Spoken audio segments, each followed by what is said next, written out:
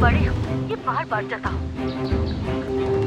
बस अब आप जल्दी करें आतू साहबा, क्योंकि मेरा सफर भी खत्म हो रहा है। मैं आपकी बातों में आके बहुत बुरी तरह फंस गई हूँ। जब तक तुम्हें बात करने की तमीज नहीं आती, मुझसे रब्ता नहीं करना।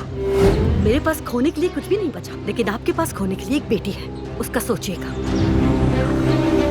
ये दिन आया था मैं, क्या इस्तीफा है मेरा।